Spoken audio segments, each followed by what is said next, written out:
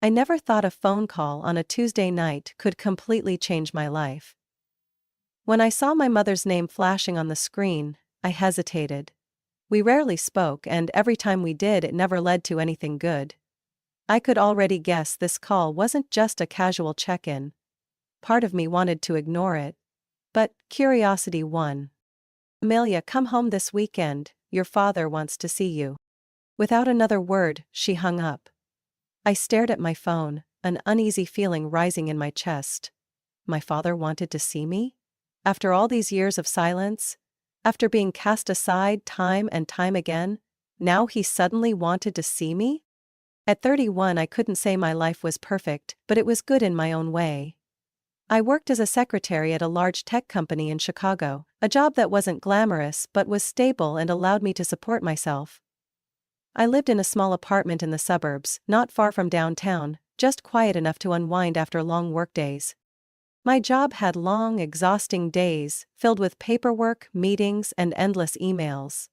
But after work, I found true joy in dancing. I loved the rhythm of the music, the fluidity of movement, the way my body melted into each step. In the dance studio, I wasn't just Amelia, the forgettable secretary. I was me, free and strong. As for my family, we were practically strangers. My father was the only one who still cared for me in some way, occasionally checking in or giving me money, but my mother always found a way to stop him. I had a younger sister, Lauren, 3 years younger than me, and from the day she was born, my place in the family had faded into the background. Lauren was always the center of attention, the princess of our parents. No matter how hard I tried, I was nothing more than the useless older sister. Throughout my childhood, my father was the only one who ever wished me a happy birthday, but I was never allowed to have a birthday party like my sister. My mother never permitted it. But Lauren? She never had to go without. When I got top grades in school, they barely acknowledged it. But when Lauren got an average score, they celebrated as if she had won a Nobel Prize. I once tried to bridge the gap, to make them proud of me. But as I grew older, I realized I would never receive the love and recognition that Lauren did. Over the years, I distanced myself from my family. The calls became less frequent. I grew used to seeing their happy photos on social media, smiling at parties I had never been invited to. And yet, today, they called me. That night, I lay in bed, staring at the ceiling. All day I had struggled to focus on work, haunted by my mother's cryptic invitation. Why did my father want to see me? He had never reached out to me before. Even when I moved to Chicago, he never called to check in. He had always been a strict, but warm man. Yet for years he had let my mother control everything, including how they treated me. He remained silent as my mother and Lauren pushed me out of the family, and now, suddenly, he wanted to see me? I couldn't help but consider the worst possibility. Was he dying?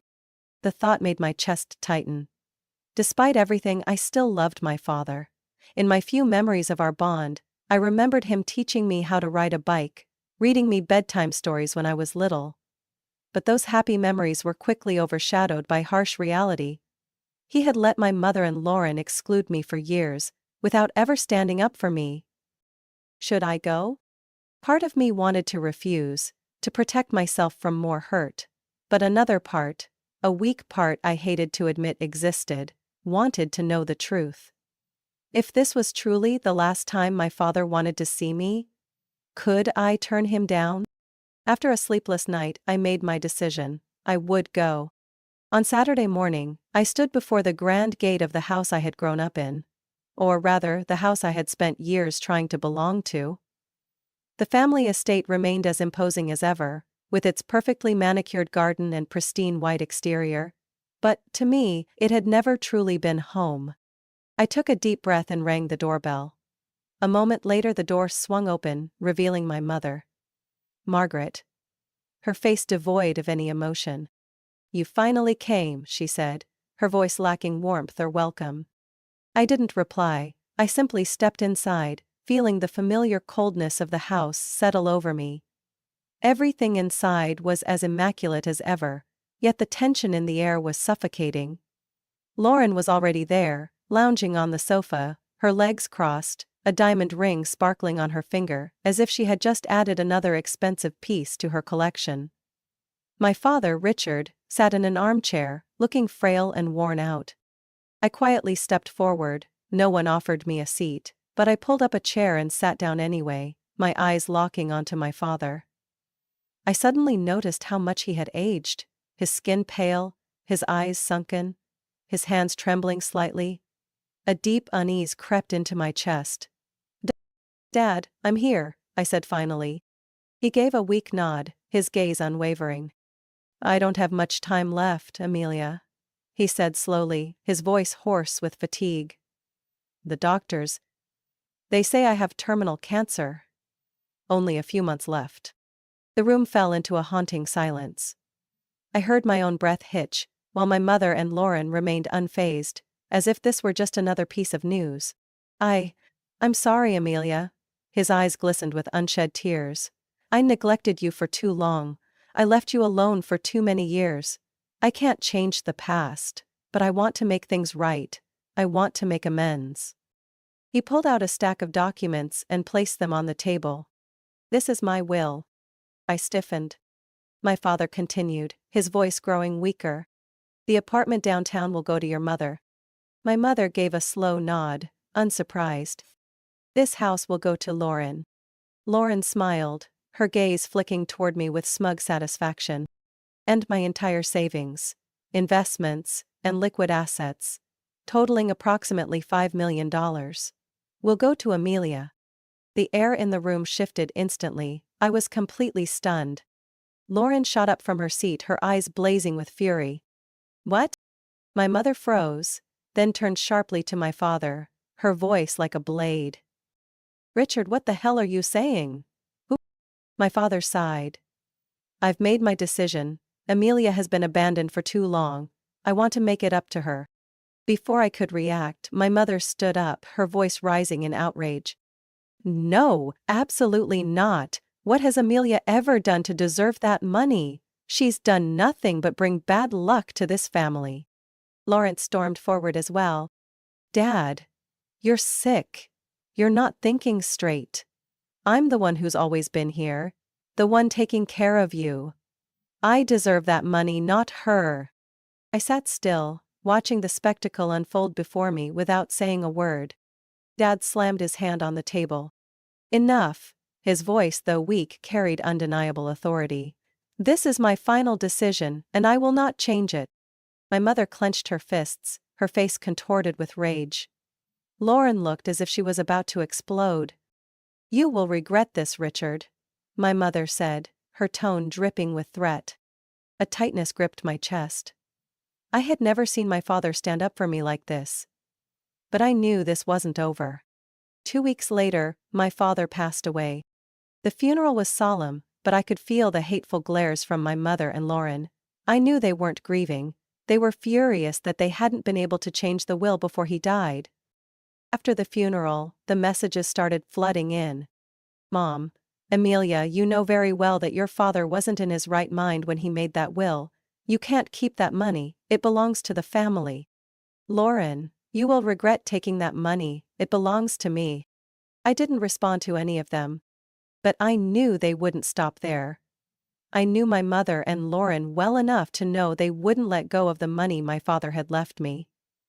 They would have a plan. And I was right. Because 2 weeks later at a family gathering at my mother's house, Lauren suddenly screamed that her diamond bracelet was missing and pointed straight at me. "Amelia stole it. Call the police. Call them now." I froze. An hour later, the police arrived and found the bracelet in my handbag. Lauren and my mother gasped in fake shock, while I could only stand there, a chill running down my spine as I realized I had been set up. The interrogation room at the police station was so cold, it sent a shiver down my spine. I sat up straight, my hands clasped together on the metal table, my gaze steady despite the panic churning inside me. Across from me, a middle-aged officer with sharp eyes studied me closely. "Ms. Amelia, do you have anything to say about the diamond bracelet found in your bag?" I took a deep breath, forcing my voice to remain as calm as possible. "I didn't take it, someone planted it on me. The officer raised an eyebrow, clearly skeptical. I didn't blame him. This happened right after my father's death, and I was the only one with a so-called motive for revenge. At least, according to the story they had fabricated. The door opened, my mother walked in. "I'd like to speak with my daughter alone," she said, her tone smooth but calculated. The officer hesitated for a moment before nodding and stepping out, leaving just the two of us. I clenched my fists, feeling a surge of anger rise as I took in her composed expression. She sat down, crossing her legs gracefully, as if she were negotiating a business deal rather than facing her daughter, whom she had just framed for theft. "Listen, Amelia," she began, lowering her voice to a dangerous whisper. "This can all go away. The police won't push this any further if you just give it up." I frowned. "Give up what?" She leaned in slightly, her eyes cold. "Give up the inheritance, sign away your rights, and this all disappears. No charges, no case, you can go back to your life untouched. I'll withdraw the complaint." I almost laughed in disbelief. Did she really think I would break that easily? "You're saying that if I renounce the money Dad left me, the diamond bracelet will magically disappear from my bag?" I scoffed. "Do you even realize what you just admitted?" She shrugged. "Who's going to believe you, Amelia? A woman accused of theft? Or a grieving widow?" I clenched my hands tighter. "I'm not giving it up. If you think I'm the same person who used to cave to you, you're wrong."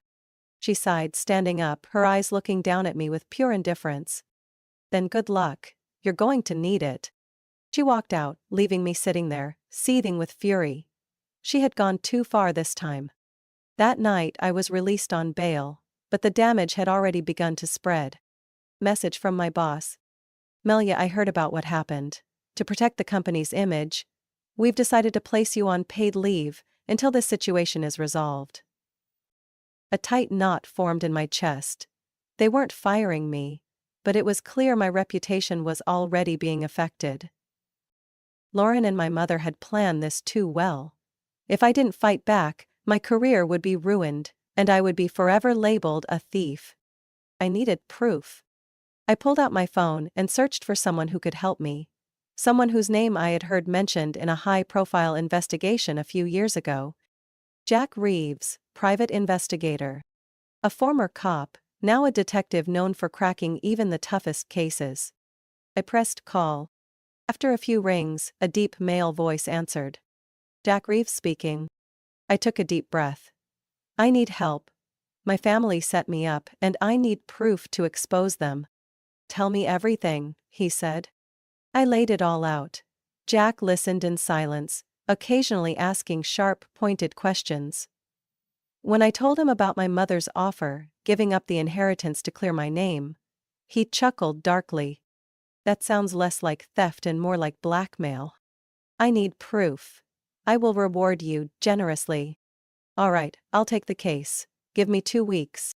2 weeks later, Jack called me on a rainy morning. "I have news for you, but you're not going to like it." I gripped my phone tightly. "Tell me." "I've been following Lauren. She's not just a liar, she's a cheater. She's having an affair." I froze. "Are you sure?" "Absolutely. I have photos, videos, and even recorded conversations. And one more thing, I have proof that your mother and Lauren deliberately staged the theft." My heart pounded. "What proof?" Jack let out a low chuckle. "I recorded a conversation between them. In it, Lauren proudly tells your mother that she slipped the diamond bracelet into your purse right before calling the police." Finally, I had what I needed. I tightened my grip on my phone, my voice stronger than ever. "Send me everything, I have a plan." I decided to inform Lauren's husband James, using the evidence of her affair. According to their prenuptial agreement, he had leverage to demand financial compensation from her. Taking a deep breath, I sent James a message. "We need to talk. I have something you need to see. Meet me at Rivertown Cafe at 3 p.m. If you care about the truth, don't be late." 10 minutes later his reply came. "I'll be there." I arrived early and chose a secluded corner. James walked in right on time, his face a mix of curiosity and irritation. He sat across from me, arms crossed. "What do you want, Amelia?" His voice was low and wary. I didn't waste time. I pulled out my phone and handed it to him, showing a series of clear photos. Lauren walking into a hotel with a younger man, hand in hand, smiling brightly. James's face paled instantly. "No way," he muttered, flipping through the images. But I wasn't done. I played the recording Jack had obtained. Lauren's voice rang out clearly. "James is an idiot. Once I get my inheritance, I'm divorcing him. Who wants to stay with a boring guy like him?" I watched as James's hands clenched into fists, his face turning red with rage. "Why are you showing me this?" I met his gaze. "Because I know you want justice just like I do. Lauren and my mother framed me, ruining my reputation. I have a recording of them plotting to plant the bracelet in my purse. You help me, and I'll help you." James remained silent for a long moment. Then, he nodded. "I'll help you." That day, I arrived at the notary office earlier than expected. My mother and Lauren were already there, looking smug. My mother gave me a thin smile. "Amelia, have you finally come to your senses? Are you here to do the right thing?" I smiled back. "Yes, but not in the way you think." The notary, a middle-aged man with silver-rimmed glasses, sat down and opened the file. "We are here today to execute the last will and testament of Mr. Richard Thompson." He read through the terms. My mother would receive the downtown apartment. Lauren would inherit the family home. I would receive my father's savings, $5 million. When he finished, my mother spoke up, her voice laced with fake sympathy. "Amelia, before we finalize this, I want you to reconsider. If you willingly give up this money, we can rebuild our family bond." Lauren nodded, her eyes gleaming with challenge. "Yeah, Amelia, if you let this go, we can pretend none of this ever happened." I smirked. "How touching, but maybe you should hear this first." I pulled out my phone and played the recording. "Lauren, just slip the bracelet into her bag before the police arrive, it's done." "Mother. She won't have a way out. After that, she'll have to give up the inheritance. We'll take everything back." The color drained from my mother and Lauren's faces. The room fell into a stunned silence. Lauren shot up from her seat. "You set us up." I raised an eyebrow. "Oh no, you did that to yourselves." Before they could react, James suddenly stood up and pulled a stack of papers from his pocket. "And I have something to say too." He slid the documents toward Lauren. "Divorce papers." Lauren went pale. "What?" James gave a cold smile. "You think I'd sit back, after learning you cheated on me and planned to leave me after getting your inheritance? Thanks to Amelia, I finally see who you really are." Lauren stammered. "James. Baby, He cut her off. "And don't forget, according to our prenuptial agreement, I'm entitled to financial compensation for your infidelity." My mother turned to Lauren, her eyes blazing with fury. "You idiot, Lauren, how could you be so careless?" Lauren gaped, but she had no defense left. The notary cleared his throat, looking at them sternly.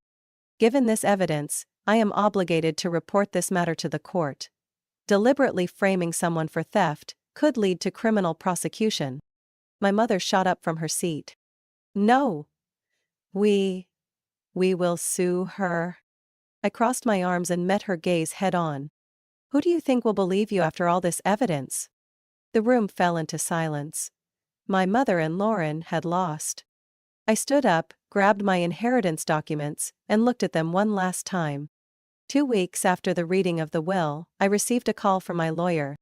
"Amelia, the police have completed their investigation.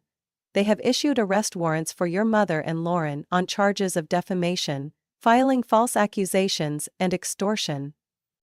I gripped my phone tightly, feeling something indescribable. Not joy, not satisfaction. Just relief. "I understand," I said, my voice steadier than I expected. "The court will summon you as a witness. With the recorded evidence and James's testimony, their conviction is highly likely." I nodded, even though he couldn't see me. "Thank you." The trial happened sooner than I had expected. My mother and Lauren were escorted into the courtroom, both dressed in dark clothing, their faces stiff. No more arrogance, no more condescending looks. The prosecutor presented the evidence. The audio recording of Lauren and my mother plotting to frame me with the diamond bracelet. James's testimony confirming that Lauren had deceived him for years. Financial records proving their attempt to extort me by forcing me to renounce my inheritance. The defense attorney attempted to argue that my mother and Lauren had acted out of grief and confusion over the loss of a husband and father. But facts were facts. The judge banged the gavel and declared, defendants Margaret Thompson and Lauren Thompson are found guilty of defamation, filing false accusations, and extortion. The court sentences each defendant to 3 years of probation and a $500,000 compensation payment to the plaintiff, Amelia Thompson, for damages to her reputation and emotional distress. The courtroom buzzed with murmurs. I looked at my mother. Her face was pale. She had lost. Lauren burst into tears. But this time, I felt no sympathy. She had destroyed her own life with her greed. After the sentencing, my mother was forced to sell her downtown apartment to pay the compensation. Lauren fared no better. The family home she inherited from my father was sold to settle her divorce debts to James. The remaining money went to compensating me. James won his case and took everything Lauren had left. By the time it was all over, my mother and Lauren had nothing. I heard that my mother had to rent a small apartment in the suburbs, far from the luxurious life she once had. Lauren was living with an old friend, jobless, penniless, and alone. They had finally faced the consequences of their own actions. As for me, I was completely exonerated. Message from my boss. Melia, I'm so happy the truth came out. The company would love to have you back. If you need more time off, just let me know. I smiled at the message. Not only had I regained my reputation, but I had also earned the respect of my colleagues and superiors. Regarding the inheritance, I didn't spend it recklessly. I invested wisely, working with a financial advisor to ensure long-term growth. Regarding my home, I bought a small, cozy apartment with everything I needed. Not the luxurious mansion my mother once wanted, but a place that truly belonged to me. One morning, I stood on the balcony of my new home, looking out over the Chicago skyline. For the first time, I felt truly free. I had my father to thank for that. He had left me a fortune, but more importantly, he had given me a second chance.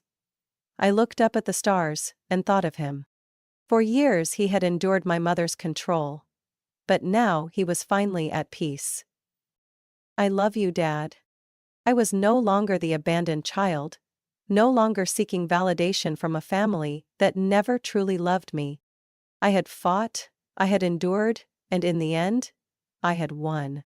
My mother and Lauren lost everything, but I had gained something far more valuable: peace. I picked up my phone and sent a message to Jack Reeves. Thank you for showing Lauren the consequences of greed and lies. Message from Jack. No problem, Amelia, but I think you won justice for yourself. I set my phone down and smiled. I didn't feel burdened anymore, only light. I had finally escaped my family's past. Thank you, Dad. From now on, I'll live for myself. Amelia's story wasn't just about reclaiming an inheritance. It was a journey of self-discovery, justice, and freedom. In real life, many people face family favoritism, betrayal, and financial abuse from those closest to them. However, like Amelia, standing up for the truth and protecting one's own rights is what truly matters. Justice may come late, but those who fight for it will always find peace and happiness in the end. What do you think of Amelia's story? Have you ever faced a similar situation in your life? Share your thoughts in the comments below. And don't forget to follow the channel to discover gripping, emotional stories filled with real-life lessons about family and life.